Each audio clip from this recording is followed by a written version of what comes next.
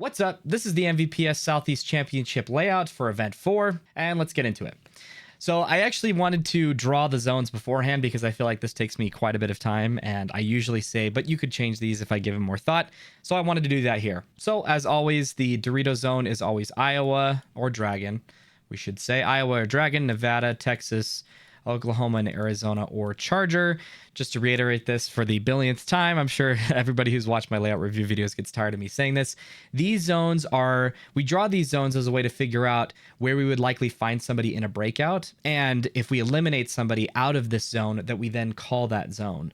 The reason that we draw these zones is that, for example, if we get a guy into the snake and they do not match us in the snake, or we kill somebody out of that snake, we can tell our teammate, hey, Arizona or Charger, and that will give our teammate a heads up to know that there's nobody playing in the same zone as him, so he can just wrap and go all the way to the 50. That's the reason that we use these zones. They always go from outside to inside, so if there's somebody in the Arizona but there's nobody in the Oklahoma, we cannot say Oklahoma. That would just bait our teammates. So I will make a video on this again as an update because I have made a video on it a while ago, I believe. Actually, yes, it's the zone control video, so go check that out. But let's get into the back line. All right, so like we normally do, let's take a look at the gaps in the back line. So right off the break, you obviously have a gap on the snake side of the home, and as you run out to this juice box, there's crossfield shots as well as players go to the Dorito side, and you also have the home that can shoot you. There's a heads up here, pretty decent. Big gaps trying to get into the snake. So one thing I noticed about this layout, and I feel like I noticed this about a lot of like MVPS layouts or a lot of like, I don't know, regional layouts, they really try to, sometimes they put too many bunkers in there and it just becomes like a zoo. And so usually when that's the case, like I certainly can give you a decent idea of like where you should look when you go to certain bunkers, but honestly, there does reach a point where you can see a lot of things in one bunker, and you just have to decide what you should be shooting at, you know, obviously based on what your teammates are doing as well. So, again, pretty decent crossfield shot if you wanted to contain somebody from the home out to the snake corner. This is not a true wire, so you cannot see the snake tape, but you can see a decent amount of movement as people get further up, as people get further up into the snake. But if we then continue on, we always want to know who can stop us from moving up, either side of the field, and then who are our first kills. So that's the thing that we always look at. And we usually look to see if those kills are free, right? There's certainly shots that we should take just to apply pressure, but some shots we take because they're free. So this is probably not a shot I would really bother with too much. It's certainly one you could shoot to apply pressure to the Dorito side, but this is one where like I would be more worried as a snake player being shot at than I would vice versa. So, and the other thing you'll notice is that there is a wedge that also is a bit concerning here. So lots of things that can see you as you poke up, but you're obviously in the first snake bunker here, so it's pretty easy for somebody to know where to shoot. So then what can stop us from making this first move? If we get low enough, there might be an argument to be made that if they're pretty high in the can and they're shooting over you, they could hit your pack. I would imagine that you could get underneath that paint. So just take a look at that at practice. At this point, you can now see the snake wire. So obviously at any point now moving forward, you'll have to worry about the guy heads up if he matched. But assuming, as always, that we put this person in, is there anybody that can stop us making this next move? And not really. These bunkers are so close together. It's going to actually be hard to know where the snake is because there's so many bunkers. Again, the wedge on that inside is still a concern. I don't think there's anything in the Doritos that we need to worry about. You can obviously see there's a teeny gap here. And as a preface or as a disclaimer, I always say that your mileage will vary based on how well your local field set up this layout or how exact the tournament set up the layout compared to guns up. So some of these gaps will be bigger or smaller. Heck, some of these bunkers might even be in the right spot, unfortunately. That has happened a few times. And it's... or sometimes the tournament changes where they put bunkers. So it's always a crapshoot. So no free kills here. Does anything stop us outside of the wire from getting up to the next spot? I think that if we got low enough, we could get underneath the tower. But really, the only person that we'd have to worry about is this tower that's relatively far up the field. I wouldn't play that tower to try and stop the snake because you're not only in the center of the field, but you're also really far up. So you could get pinched out of the Dorito side pretty easily. And I don't think there's anybody else who could stop you. So now when you get to this, we'll call it what? Snake 1, 2, 3, 4 maybe? We'll call it snake 4. I would hate to call it that. I would hate to call this snake 4, to be honest. You have a pretty decent gap shooting the Dorito side, but you can also start applying pressure to the Doritos itself. So this isn't a free kill by any means, but you can definitely lock down the Dorito side or apply pressure to that person that is in there. In what we'll call the Dorito, we'll call it the Dorito 3, and we'll call this little one the baby Dorito. So in that Dorito 3, you could definitely apply pressure. You're not going to get a kill, but going then to the next spot, this is where you will start to get some pressure coming cross field from likely that Dorito 1, I believe it is. Again, that tower that's in the center of the field could see you. Don't think that's going to stop. Don't think it's going to be the person to stop you. But now you have the can from the back center, and now this tower if it got low, or this wedge that can see you. So this bump right here is pretty tough to make. And then even if you get here, I probably wouldn't stop here. This is one of those things where I'm not sure if the field will actually have it like this. As you can see, the cake is like in the center of the beam, or rather the center of the cake is like at the end of the beam. I'm not sure if that'll be how it is or if it'll be pushed in further. So regardless, I would not stop here. If you could. It seems to be that if you're going to make this move, you need to make sure that you can make the next move right after, which is going to be to get up to this 50. So getting to the 50 over the top, you obviously can control the Dorito gap, trying to get to the 50, and a pretty decent window. If you back off of this, you can see likely that baby Dorito. Is that who that is? Nope, that's the Dorito 2. So you can shoot the Dorito 2. Not a free kill yet, but it's definitely a good shot. And then that Dorito 3 starts to become a lot stronger of a kill here. Again, not free because the Dorito is pointed in such a way that they can get really into that bunker. But this is where that guy's in trouble if you're here. Dorito 1 is definitely tons of pressure, and this Aztec on the Dorito side is also one that you could probably kill for free. So it looks to be that the only free kill would maybe be that Aztec.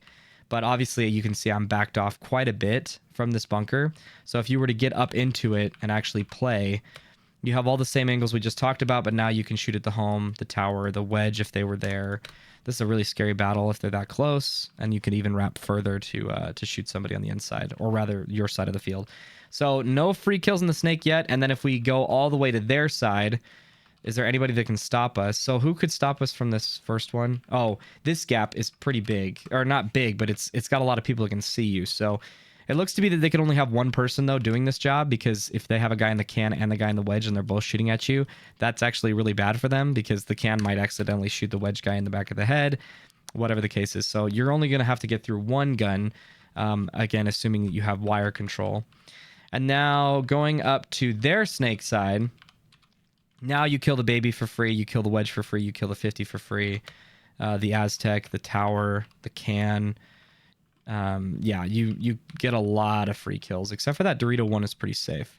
So you might be able to push into this and see it a little better at the layout, but otherwise it looks like most of your kills are going to come from getting to their side of the snake, which is unfortunate. The only thing to also take a look at is that there's a lot of over-the-top opportunities within the snake. So you can come up over the top, as you can see, shoot Dorito side, either the can or the Aztec. You can drop paint and over the top of that wedge into the tower and the snake, and you can just generally get a pretty good picture of what's going on. If you get up into this mini W, you can do essentially a very similar thing. So I would definitely try that out at practice. I would take a look at, because I wouldn't describe this as a traditional snake at all, but one thing that non-traditional snakes do very well is that they give you lots of opportunities to surprise people. So in my opinion, this is not a traditional snake. It's not a traditional wire. It's kind of wonky in some places. So I would try to embrace that, and I would definitely look for this inside over the top shot. You could even do this inside wrap shot if you wanted. The big thing here is, depending on how obvious this is going to be throughout practice or throughout the tournament, this outside shot is always the first angle that people assume you're going to come from. And if you guys have seen my masterclass gunfighting video, I talk about this. But if this is the first angle, then it means the one next to it is the second, and then the one across from it is the third, and this would be the fourth. So, and every instance when you want to, especially from these mini Ws, any instance that you want to surprise people, even if you're playing heads up, you almost always want to choose the third angle, right? In the case of the third angle here, depending on where they were, you couldn't even see them. But in this case, like if you're going to challenge somebody, if you do it over the top right here, that's really obvious because you're coming from a wrap on the wire and then coming up over the top, and paint's already going to be there, right? Against good players, they're going to already be shooting paint here and here to try and keep you from moving. So if you want to surprise them, you'll just transition and come up over the top right here. So the fourth angle is also less obvious, but the third angle is really strong because a lot of people aren't as comfortable coming up over the top of a bunker as they are like snapping it from the side. So I feel like, in my opinion, it is the least obvious angle you can take on these types of bunkers. And the same goes for like this juice box, or oh my gosh, this cake as well. Coming up over the top of this cake, you can see that Aztec on the Dorito side. You might even be able to see some kind of movement. I don't know. There's not really a whole ton here. You can see the Dorito as well. You could see the Dorito on kind of like a backed off shot as well. But just be willing to be creative by going over the top in the snake, and you might be surprised that you'll get a fair amount of kills doing that. But otherwise, there's not really like a bunch of free kills as you get into the snake until you get to their side, which is interesting. Okay, let's look at the Dorito side now, and then we will do the middle, and then we'll take a look at just some basic breakouts. I don't love doing breakouts for for layouts like these because there are so many options, and I don't want to lead you guys astray. Just play the layout and like take some of the principles that I've given you and apply them to those breakouts. But okay, so the first thing that you'll see is that a lot more openness on the Dorito side than there was on the snake side. So you have a really good crossfield shot initially. Like obviously you're going to pass through this really quickly. But if the home, for example, is shooting snake way a lot, if the home is shooting snake way and the other two players are coming out past this gap, you could possibly play this dead zone. It would be a little scary, but depending on how you've read your opponents, like if they keep sending two out wide on the Doritos, this is definitely a shot to just park yourself right here and then shoot cross towards the snake runners. If you come out even further and you wanted to be safe, you could actually use this Aztec to blind out the middle, and then you could start shooting towards this gap as well. That's a far shot, so, and it's a very small window just to like shoot and then pull and stop. So that's an option. Again, there's a pretty decent dead zone here you could play. I didn't really look at that crossfield stuff for the Doritos, so let's just take a look at that real quick. Definitely there. So like if you were to use this dead zone or this tower to block out the home, you can definitely shoot the Doritos. Or at least anything past the Dorito 1, but anything else past that is actually pretty well hidden from you, even if you go out to the juice box. So let's go back. Coming out to the can, then you start to lose a lot of that crossfield vision. You do have a crossfield shot. It's a slight one, but on the home, on the snake side of the field. So there is some decent amount of like pressuring you could apply to the home depending on what you wanted to do, or if they decide, like if the home is pushing up the middle a lot. So for example, the home is shooting Dorito way and then they're punching up to this tower and then like diving in the wedge on either side. This would not be a bad strat because you could come here and you could cross on this guy or just wait till he moves.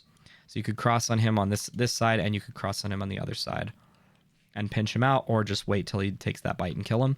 So I would tell you to shoot to shoot at him from the side that he's going to push up, because he won't see you. So if he pushes up the Dorito way, you want to bait him on this side because he's not going to see you before he commits. And the same is true if he pushes up the snake side, you want to play on this side because he's not going to see you before he rounds the can, right? So just don't shoot at him. Wait, then when he rounds it, then shoot him. Okay. So be on the lookout for those like delayed routes out of the home. And then if we continue going out to this first Dorito, there's definitely stuff here. You could stop and shoot somebody trying to get up to the wedge on the snake. You could shoot a delayed runner in the number 2, but I wouldn't do that. But you can see that after this first gap right here, even this Aztec right here, who can see you? There's nobody who can see you. So there's even a lot of stuff you could do if you decided. So like, yeah, wow. As soon as you cross this spot where that wedge is blocking the home, look at nobody can see me right here, right? I can run. Nobody. I'm using this big wedge. Nobody can see me. I run. I either commit and get to the 50 and play, or I dive out to one of these smaller Doritos. Wow, that's really strong. I'm surprised that, I mean, I guess if you want to make a layout that plays like this, but, and if you come out here, like you can, you know, assuming that you beat the guy in front of you, you can take this inside route as well and do the same thing. Like you can come here, you can dive out to this wedge, you can go up to the brick. You can even just punch all the way to the Doritos. So you have a ton of freedom in this channel, we'll call it, in this channel to do whatever you want. So again, as long as you cross the home gap that's shooting this, as soon as you cross that line, you're free to do whatever here. The only issue will be obviously anybody that's playing heads up. That if you go too wide and they're playing heads up, then you're going to get into a running and gunning battle. My suggestion for practicing this Dorito side is just play the red zone drill a lot on this side. That would be my suggestion. I would just play the red zone drill, 1v1s and stuff on this. And then the only other issue is anybody that's going to be punching up the middle really quickly. So if I pass this gap and I decide to commit to this move and they ran up to that tower right here, then I'm toast. But that's so surprising. Wow. So yeah, I guess the stop to that would be to come to this Dorito and just start shooting a bunch of paint. You could shoot paint here. You could shoot paint here. That seems to be your best chance at stopping that kind of stuff. But even still, you can see that I can't see the Dorito 1 and I can't see the baby. So if there's somebody who gets to the Dorito 1 and they decide to slow play it, I can't see anything shooting crossfield from this tower. So interesting. Not a true tape as well on the Doritos. And then from the corner to corner, this Dorito 1 to Dorito 1, this is definitely a blind shot. You can shoot at each other, so just be careful. Even if you're low, that paint could drop in on you if they're high. So be careful. And then let's look at the middle, and then we'll dive. I mean, I guess I should probably walk the Dorito side. Let's actually do that really quick before we look at the middle. So you can't see each other heads up. Again, this blind is going to be here present constantly. I'm not going to keep repeating myself. If you decide to go to this inside route up to this Aztec, tons of visibility in the center.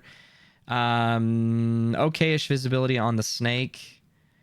You can't really see a ton. There is a bit of a gap here. Again, it might be bigger at the tournament. It might not exist at the tournament, but there is a gap here that you could stop if you heard snake 3. Again, I'm not sure what you want to call these because it's really like this is snake 1 and this block is snake 2 and then this is viper. That's kind of really what it is. The only problem is that there's maybe you do I'm just making this up. Maybe you do A1 and 2. And then you do B1 and 2. I mean, it sucks to say B. Like, that's a terrible call. And then you can do, Viper or something. I don't know. Come up with some kind of system that utilizes this because I don't really think it makes sense to do snake 1, snake 2, snake 3, snake 4. Like, to have somebody say snake 4 and they're right here, that snake 4 is an urgent call. But they're not that far up on the field, so I wouldn't do that. I'd just come up with something else, but... okay. If we decided to look Dorito way, what can we see? Well, obviously we can see a huge gap on the outside, but I don't think anybody's going to do that before they come here. So, but you could do that. And then if you go up to the wedge, you don't need to worry about the snake until they get to the 50. That snake 50 is going to kill you here, or at least you just need to play heads up on the Dorito side. And then again, you can see a lot of what's going on in the middle, which is great. You can also see this cross shot, you know, this like cross battle over to the snake side wedge. From here, you do have a little bit of visibility on the can. It's a really easy shot to get them to flinch and then you move. So that'd be a hard one for them to stop. And then as you move up here, obviously now you have a really good shot onto the snake. But I would imagine that there's a bounce shot here that we can take a look at that would actually bounce onto you if you try to do this. This is essentially a step off, like you'd step away from this bunker to try and see this. And the other worry is that if they're playing this juice box that's laying down, you can't really step off. I mean, you could step off to hold the gap, but I would worry about the can maybe, or the Dorito. It looks like this Dorito 1 might have a bounce on you. That's a pretty harsh bounce, but it might be there. So definitely check it out. This is kind of what I'm looking at. So be careful. Otherwise, maybe the can see it. It doesn't look like it. I don't think anything else could bounce off of you. I don't think. Because, like, if that Dorito 2 wanted to shoot at you, that's such a harsh angle. I just don't see it happening. All right, let's take a look at this Dorito 1 again. So, again, heads up shot. It's definitely blinded. You can visibly hide yourself from them. Nobody can really see you here. So if you check off the middle, which again, there's not really anything to see you in the middle, you can come here and then you can come up over the top and play this spot. This is actually, in my opinion, this is a really strong bunker because you're actually blinding out the can, who will likely be where the number 2 is, or this Aztec guy. You're blinding out at least one of those 2 people, and you're just bullying the guy that's heads up with you. So if they don't match you, you're wider than them, and you can apply a lot of outside pressure. So that when we talked about the snake, well, there's not really like a bunch of free kills onto the Doritos from the snake, but there are opportunities to apply a lot of pressure onto those guys by pinching them. And so if you are here shooting heads up and they're backing off, the snake might be able to get a cross-field kill. So I'm not saying this is like the strongest bunker in the Doritos, but it's decent. And then if you wanted to move up, you can go low here. And again, the only person you'd have to worry about now is the can. And assuming that the Dorito guy in front of you, who's either going to be in this Dorito 1 or this Dorito 2, isn't like just pumping paint into this gap, which you would be able to see. You can just, float out to here, dive. Again, you don't really have a ton of issues to worry about except for the wedge on the snake. But even then, if you decide to wrap to check off the middle, snake is now becoming a bit more of an issue. Again, that same sort of look that we talked about before, where the snake is going to be pushing you to play a heads up on the Doritos. But here, now you can play heads up.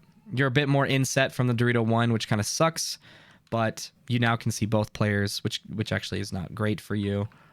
And then you have a pretty big gap to get through. So one of the issues of this gap right here is that this wedge is going to be impossible to scout. There's just going to be no way for you to see this move. Unless you have somebody who stays dedicated on the cross, like right here. And even still, it might be hard to see that route.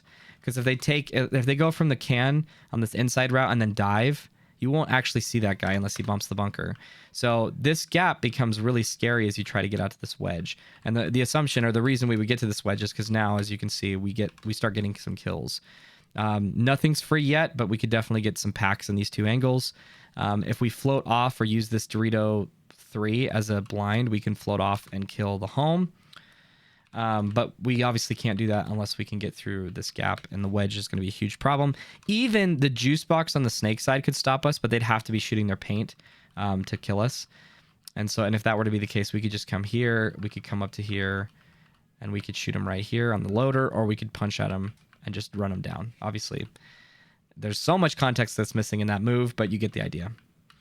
And then if we go to this 50 and wrap, not great angles. A lot of this is like heads up is what it looks like. So traditionally there's lots of really good crossfield angles or gaps you can hold on a lot of NXL layouts. But when you just jam pack so many bunkers in a layout, it usually just forces a lot of heads up stuff because you can't really reliably see people cross field. So even though there's no free kills here, like this is very much so probably just a gunfight you'll have to have. Which sucks because you're not really rewarded for getting up the field, right? It's just as easy for that can guy to shoot you out of this bunker than it is for you to shoot them. And if they shoot you, you did all this work for nothing. So usually you want to be rewarded for getting up the field by getting free kills across the field. That's kind of the idea. So obviously you're going to get a bunch of free kills as you get into their Dorito side. There's nothing that needs to be said about that. So really weird Dorito. And I guess the only question is, why would we stop at one bunker over another? That would be the question that I would be asking myself. So because as we established, like if you use this blind right here, nobody can see you. And in fact, it might even be a race to get to this spot to then wrap really hard and just see the guy running at you as well, or kill the can guy, right? Because if I get here, nobody can see me as I'm running out. So the question is, why would I go to this Dorito versus this Dorito versus this 50 versus this wedge? What's the logic there? And for the sake of the video, I don't think I have an answer to that because it would probably take a long time to like look at every option and everything. But this is a question that I would try to answer at practice, especially as you get more reps on it. I would try to ask myself that question, or even these Doritos back here, right? What's the reason for doing either one of these? I think initially I would say that this Dorito is a really good spot to just play and get intel from. Like if you lose your entire snake side, you don't want to be up in one of these bunkers. This is a really scary spot to be in if your entire snake side is dead. But if your snake side is gone and you're in a 3-on-5 situation, this is a really good Dorito to be in because you can hold the snake side. You can hold the snake right here. You have a lot of protection from run-throughs as people try to punch up this side. And you're just in a really good Dorito bunker. You can protect yourself a lot. You've got a lot of control on the wire, heads up. You might even find that this outside bunker is even better. I'm not sure that it is, but those are the kinds of questions that I would be asking myself as a Dorito player. I don't have the answer for you, but definitely take a look at that. And then the last thing is, let's look at the middle here really quick. We pretty much did already, but so snake shots are definitely good, but you have to be accurate. So I would definitely practice that shot.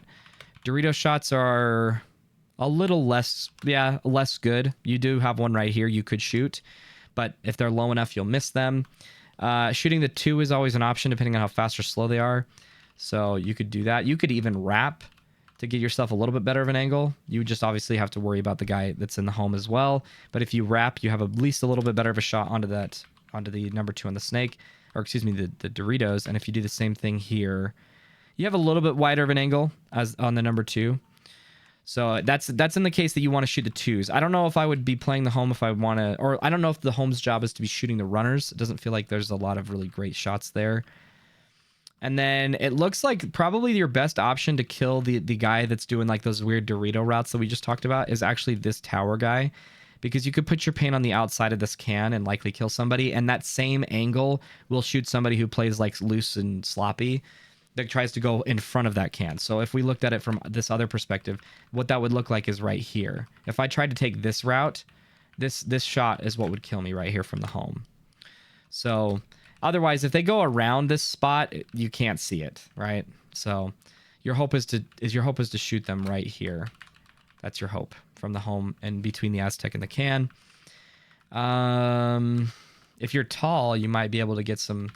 Yeah, so there's actually a pretty decent number 2 angle you could get. So like let's say for example, for whatever reason the home is looking Dorito way and they're shooting this shot, you actually have a really decent counter to that as a number 2, which is to come out here very quickly and then come up over the top, and your first balls shoot right here.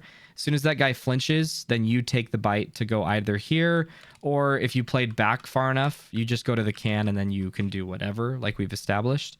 You can go out to the Doritos, you can do whatever. So the Dorito side right now seems to be really safe to get into. There might be an extra bunker here that shouldn't be, and that might be very different, but that's kind of what it looks like. And then crossfield shots, if we decided to do that for the snake, it would be the same guy. So maybe that isn't the best play. It just depends on who you want to target. But if we decided that we really wanted to kill the snake player, it could be that this guy comes here and shoots this, and then the home also shoots this way. And then we send this tower to shoot Doritos like we've been doing. The other option is that this tower guy actually has a okay-ish shot onto the snake runner as he tries to get to that juice box. So we didn't look at the juice box, to be fair. We actually just looked at this corner bunker. But if we got into this juice box, it looks to be a pretty standard heads-up thing. Got to fight the guy heads up and then put the dude in behind him, and then you're probably clear for takeoff. Yeah, it looks like, unless you've got a Dorito guy shooting cross at you, which is possible, you're pretty safe to get into this spot, is what it looks like. Getting up to the wedge, looking snake. You can't see that, probably. I wouldn't imagine you could see anybody moving up at all on the snakes. And you can't really see anything except for the baby Dorito and then this wedge as well. So these wedges seem to just be obstructions, or they seem to just be leapfrogs into other stuff. You obviously have a really clear shot up anybody trying to go from the can. So one thing that you could do is you could actually just keep the guy from the home, or the back center player, excuse me. You could actually probably just keep them in the back center by having one guy going to one of these wedges and staying dedicated on him. And I would assume that the snake side wedge is probably safer to do that, because if we look at the Dorito side wedge, actually it's about the same, but this guy would definitely surprise you if he snapped at you more so than the baby Dorito would on the snake side wedge. So if you wanted to keep the home really stuck, like let's say you came up with a strategy to target the snake side, and then you came here and you just said, I'm going to make sure the home cannot fill out after we kill like 1 or 2 players in the snake. This is a really decent bunker to do that from. And you could also obviously do it from the snake side as well. So you could do it from here as well. It's a little less of a gap on the snake. Let's see if he runs out, but it's definitely there. So go up to the tower now. Again, we said that there are some shots here, but again, as from this perspective, like you'd have to be pretty tall. And I don't think you can shoot anybody's pack doing that. You can definitely stop this gap, but it's pretty crappy for you to be in this situation, because the baby can shoot your pack. The Dorito 1, Dorito 2, excuse me, could probably shoot your pack if you're not careful. And then getting up to this mini wedge, I don't think I would play this. I would use this as a leapfrog to run somebody down. So what it looks like is that the middle actually has a lot of potential for run throughs, and it seems to be that the best protection against that is actually the snake. It looks like the snake has the best protection against those kind of middle run through moves, mostly because as we get further up into the Doritos, like, sure, this guy can do that as well, but you're so exposed to the Dorito side by being this far in. Like, if this bunker was out here, then sure, this guy could watch the middle all day because he's got pretty decent wire control and presence. But if you're here and they're in that Dorito 2, you are freaking out to try and get out of this spot, right? You're trying to go under his paint to get up to this next Dorito, and then your angles aren't nearly as good. So be careful about the middle stuff. Okay, so let's finish now then with some just basic stuff, basic breakouts. So we already talked about that. Your really only shot on the Dorito side from the home is this right here, and you're probably only going to shoot the number 2 doing this. If you wanted to kill the runner on the Dorito side, you're going to need to send a guy to the tower to play heads up, or you're going to need to send a guy all the way out here to like play this outside spot. One thing you'll notice is that the Dorito side compared to the snake is pretty crunched, right? And it's actually, I will say it's similar. It's just that there's a lot more bunkers on the snake side that are at this width, right? But there's only 2 bunkers on the Dorito side that are this far out, right? If I'm looking at this like this first line on this grid system, that's the line I'm looking at. So what that tells me is that it's kind of like you're getting forced into being towards the middle more. And so you might find that if you take these really wide routes out here, that you'll surprise anybody who's trying to do this run right here. Who knows? Let's take a look here really quick, actually. So if you take this really big wide run, see, look at this. If we tigered the Dorito 1 player and the only person who was still left was the can, nobody can see me, right? I can run all the way up here and dive. And let's say the home is looking, even if the home is looking at me, the home cannot see me. I get up to here. The home might be able to see me now, but now all of a sudden, boom, I'm killing snake guys. I'm now wrapping, surprising the can, killing him, wrapping, killing the Doritos. So this deep wide route is also something I would be a little concerned about as a Dorito player. This wide route is pretty solid, so be careful. It almost is scary enough that I would think that you have to have this tower guy shooting Dorito way. I know we said that the tower shooting snake is strong. So it's just that you have other options to shoot the snake, namely from the home. And do you have a crossfield shot from the inside? Yes, you do. And you have this shot as well. So I would probably say, I think it's right. What, here? It's not great, but you do have it.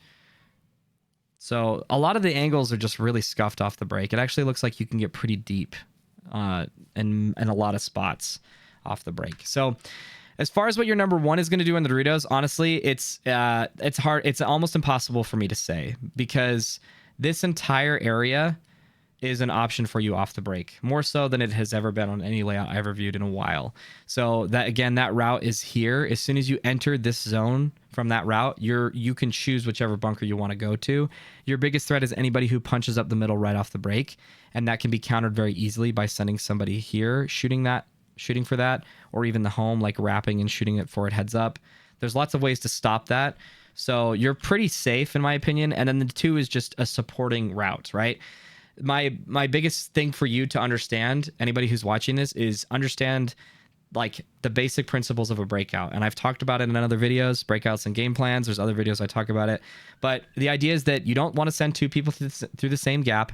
And if you need to take a risk on one side, give time and space for that player to take that risk before you risk another body doing that very same thing. So for example, you might find that you're just making it into this spot all the time, right?